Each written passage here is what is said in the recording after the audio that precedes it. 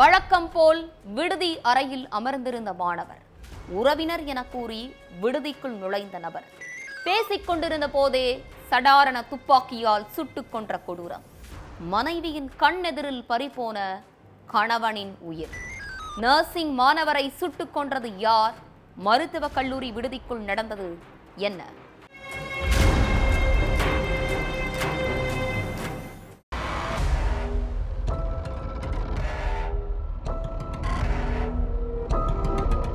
நூற்றுக்கும் மேற்பட்ட மாணவ மாணவிகள் தங்கியிருக்கிற மெடிக்கல் காலேஜ் ஹாஸ்டலுக்கு சுமார் 50 வயது மதிக்கத்தக்க ஒருத்தர் ஜெர்கின் போட்டுக்கிட்டு பாதி முகத்தை மறைச்சபடி நின்றுட்டு இருந்தார். அப்போ ஹாஸ்டல்ல உள்ள மாணவர் நடந்து போயிருக்கார். அந்த மாணவரை கூப்பிட்டு பேசின நபர் பிஎஸ்சி நர்சிங் செகண்ட் இயர் படிக்கிற ராகுலை பார்க்கணும், கொஞ்சம் அவரை வர சொல்றீங்களான்னு கேட்டிருக்கார். நீங்க யாருன்னு கேட்டதுக்கு தான் ராகுலோட உறவினர்னு சொல்லியிருக்காரு அந்த நபர். உடனே அந்த மாணவர் 2வது மாடியில உள்ள ரூமுக்கு போய் ராகுலை கூப்பிட்டு வந்திருக்கார். யாரு நம்மளை தேடி வந்திருக்காங்கன்னு நினைச்சுக்கிட்டே ராகுல் படியிறங்கி வந்திருக்கார். அந்த நபர் ஜெர்கின் போட்டு இருந்ததால ராகுலுக்கு சரியா அடையாளம் தெரியல. அடுத்த கொஞ்ச நேரத்துல அந்த நபர் ராகுல துப்பாக்கியால சுட்டிருக்கார். துப்பாக்கியில இருந்து வந்த 4 தோட்டாக்கள் ராகுலோட இதயத்தை துளைச்சிருக்கு. இதை பார்த்து ஓடி வந்த ஒரு இளம்பெண் ராகுலை தாங்கி பிடிக்க முயற்சி பண்ணிருக்காங்க.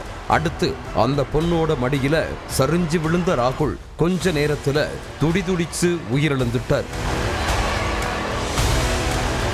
இந்த கொடூர சம்பவத்தை நேர்ல பார்த்த சக மாணவர்கள் ராகுல துப்பாக்கியால சுட்டு கொன்ன நபரை மடக்கி பிடிச்சு தர்ம அடி கொடுத்திருக்காங்க. அதுக்கப்புறம் விஷயம் தெரிஞ்சு சம்பவ இடத்துக்கு வந்த போலீஸ் ராகுல துப்பாக்கியால சுட்ட நபரை கஸ்டடியில எடுத்து விசாரிச்சாங்க. அப்போதான் அவர் யாரு, ராகுல ஏன் துப்பாக்கியால சுட்டு கொன்னாரு, ராகுல தாங்கி பிடிச்ச அந்த இளம்பெண் யாருங்கிற எல்லா கேள்விகளுக்கும் விடை கிடைச்சிருக்கு. பீகார் தர்பங்கா பகுதியைச் சேர்ந்த ராகுல் குமார் அங்கு உள்ள மருத்துவக் கல்லூரியில பிஎஸ்சி நர்சிங் 2ஆம் ஆண்டு படிச்சுட்டு வந்தார். அதே கல்லூரியில தானுப்பிரியாங்கிற இளம்பெண் பிஎஸ்சி நர்சிங் 1ஆம் ஆண்டு படிச்சுட்டு இருந்தாங்க. ஒரே காலேஜ் ஒரே டிபார்ட்மெண்ட்ங்கிறதால ராகுலும் தானுப்பிரியாவும் காலேஜ்ல வச்சு சந்திச்சிருக்காங்க. அதுக்கப்புறம் 2 பேரும் நட்பா பேசி பழகி இருக்காங்க. ஆனா கொஞ்ச நாள்லேயே இந்த நட்பு காதலா மாறி இருக்கு. ராகுலும் தானுவும் ஒருத்தருக்கொருத்தர் காதலிக்கிற விஷயம் தானுப்பிரியாவோட பெற்றோருக்கு தெரிஞ்சு பெரிய பிரச்சனை வந்திருக்கு. 2 பேருமே வெவ்வேறு சாதியை சேர்ந்தவங்கிறதால அதை காரணம் காட்டியே மகனோட காதலுக்கு தானுவோட பெற்றோர் கடும் எதிர்ப்பு தெரிவிச்சிருக்காங்க. அது மட்டும் இல்ல, இனிமே நீ காலேஜுக்கு போக வேண்டாம்னு சொல்லி தானுப்பிரியாவை வெளியே கூட போக விடாம வீட்டுல அடைச்சு வச்சிருக்காங்க. அதோட அவங்களுக்கு சீக்கிரம் கல்யாணம் பண்ணி வைக்கிறதுக்காக மாப்பிள்ளை தேடவும் ஆரம்பிச்சிருக்காங்க. இப்படியே போனா நம்ம காதலை நிரந்தரமா பிரிச்சிருவாங்கன்னு நினைச்சு பயந்து போன தானுப்பிரியா வீட்டை விட்டு வெளியேறி பெற்றோர் எதிர்ப்பை மீறி கடந்த 4 மாசத்துக்கு முன்னாடி காதலன் ராகுல கல்யாணம் பண்ணிக்கிட்டாங்க. அதான் கல்யாணம் பண்ணிக்கிட்டோம்ல, தனியா வீடு எடுத்து சந்தோஷமா வாழ்க்கையை ஆரம்பிப்போம்னு அவங்க நினைக்கல. காதல் எவ்வளவு முக்கியமோ அதே மாதிரி படிப்பும் ரொம்ப முக்கியம்னு நினைச்ச அந்த காதல் ஜோடி முதல்ல படிப்பை நல்லபடியா முடிப்போம், நல்ல வேலைக்கு போயிட்டு அதுக்கப்புறம் சேர்ந்து வாழ்வோம்னு முடிவெடுத்திருக்காங்க. அதனால காலேஜ் ஹாஸ்டல்ல 1 மாடியில தானுப்பிரியாவும் 2வது மாடியில உள்ள ஒரு ரூம்ல ராகுலும் தங்கி தங்களோட படிப்பை தொடர்ந்துட்டு இருந்திருக்காங்க.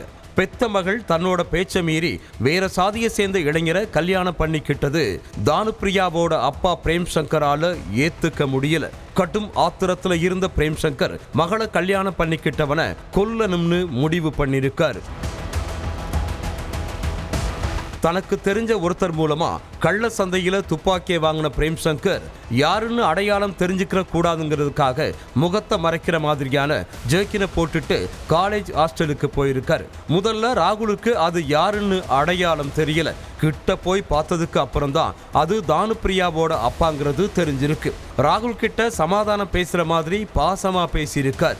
இத தூரத்துல இருந்து பார்த்த தானுப்பிரியா, ராகுல் எங்க அப்பாவை நம்பாத, அவர் ஏதாச்சும் பண்ணிருவாருன்னு கத்திக்கிட்டே ஓடி வந்திருக்காங்க. தன்னோட மகள் தூரத்துல ஓடி வர்றதை பார்த்த பிரேம் சங்கர் தான் மறைச்சு வச்சிருந்த துப்பாக்கியை எடுத்து ராகுலோட நெஞ்சிலேயே 4 முறை சுட்டிருக்காரு. துப்பாக்கி தோட்டா பாஞ்சதும் சுருண்டு விழுந்த ராகுல தானுப்பிரியா தாங்கி பிடிச்சிருக்காங்க. வழியில துடிதுடிச்ச ராகுல் தன்னோட மனைவி தானுப்பிரியாவோட மடியிலேயே உயிரிழந்துட்டாரு. இத பார்த்து ஆத்திரமடைஞ்ச சக மாணவர்கள் பிரேம் சங்கரை சர்ற மாதிரியா அடிச்சு போலீஸ் கிட்ட ஒப்படைச்சிருக்காங்க.